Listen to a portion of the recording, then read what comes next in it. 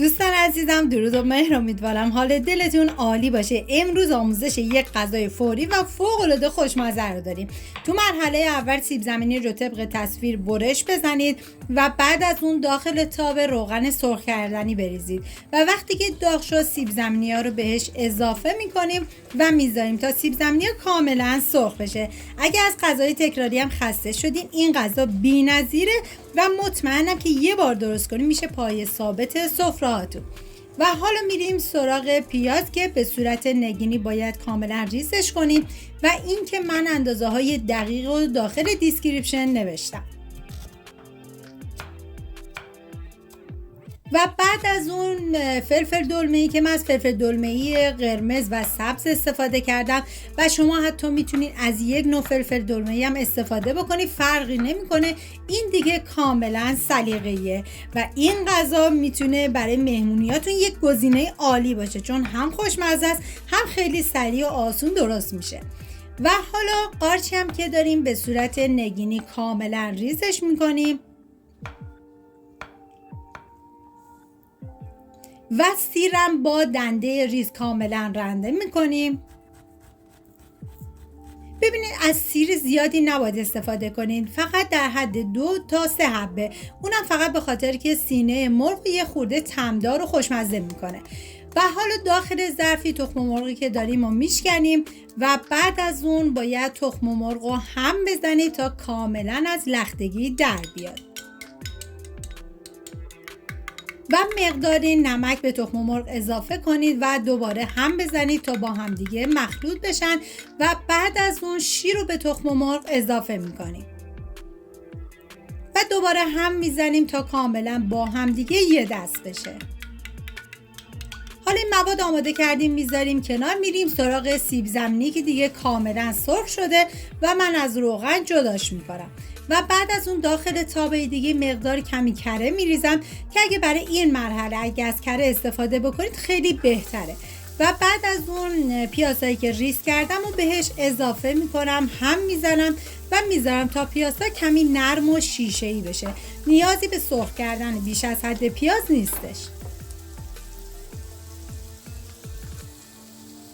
و حالا ادویه هایی که ما نیاز داریم پودر گشنیز، پاپریکا و نمک هستش. اضافه میکنیم، هم میزنیم و میذاریم تا ادویه ها تف بخورن و عطر ادویه ها آزاد بشه. واقعا جای تک تک شما دوستان عزیز خالی دست به کار بشیم و این غذا خوشمزه رو درست کنیم. و ببینید ما نیاز به سینه مرغ داریم که من با غذاساز کاملا لهش کردم و شما میتونید از چرخ گوشت هم استفاده بکنید، فرقی نمیکنه. حالا هم میزنم و میذارم تا این سینه مرغ کاملا نرم بشه، بپزه و بعد از اون سرخ بشه. کاملا همش میزنم و 10 دقیقه بهش زمان میدم با حرارت کم کاملا بپزه. و بعد از 10 دقیقه که دیگه کمی نرم شد و بعد از اون سرخ شد دیگه سینه مرغ آماده است. و حالا سیری که داریم به این مرغ اضافه میکنیم. ببینید این سیری که ما به مرغ اضافه میکنیم طعم این مرغ رو بی نهایت خوشمزه میکنه. و حالا هم میزنم و میذارم تا سیر یه تفت خیلی مختصری بخوره، نیازی به تفت دادن بیش از حد نیستش. و بعد از اون حالا فلفل دلمه‌ای رو بهش اضافه میکنم و قارچ. ببینید توی این مرحله زیر حرارت رو باید کمی زیاد بکنی که قارچ آب نندازه و دیگه کاملا میذاریم سرخ بشه. حالا من هم میزنم تا همه مواد با هم دیگه مخلوط بشن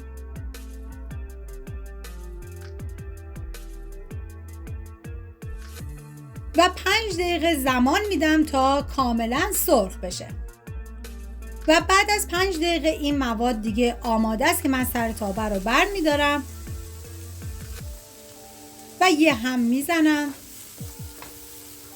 واقعا یه ترکیب بی‌نظیر عالی بود. و بعد از اون حالا 2 قاشق غذاخوری رب به این مواد اضافه میکنیم و هم میزنیم و میذاریم تا رب تف بخوره و رب رنگ خودش رو کاملا باز بکنه که توی این مرحله باید زیر حرارت کم باشه و بعد از اینکه دیگه رب کاملا تف خورد باید زیر حرارت رو خاموش کنیم. و حالا این مواد رو آماده شد میذاریم کنار تا خنک بشه. میریم سراغ سیب زمینی که من ریختم داخل ظرفی و خنک شد و حالا مواد تخم مرغی رو بهش اضافه میکنم، هم میزنم تا کاملا با هم دیگه مخلوط بشن.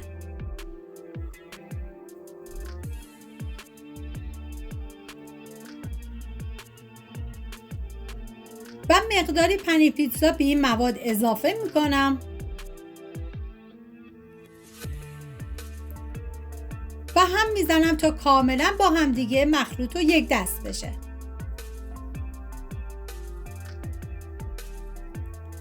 و بعد هر نوع قالبی که میخواد بذارید داخل فرن، اول قالبتون رو چرب کنید کاملا و بعد از اون لایه اول از مواد تخم مرغی میریزیم و بعد از اینکه مواد ریختید کاملا سطحش رو صاف کنید که تمام قالبتون کاملا این مواد گرفته شده باشه. و بعد از اون از مواد مرغیمون بهش اضافه میکنیم و مواد هم که ریختیم دوباره سطحش رو کاملا صاف و فشرده میکنیم.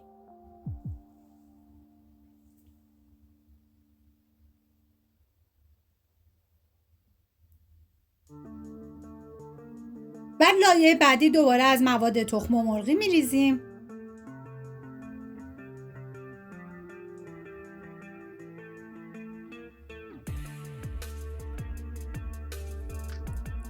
و لایه آخرم دیگه پنیر پیتزا میریزیم و بعد از اون باید بذارید داخل فری که از قبل گرم شده با دمای 180 درجه به مدت 30 دقیقه و بعد از اون دیگه این غذای خوشمزه ما آماده است.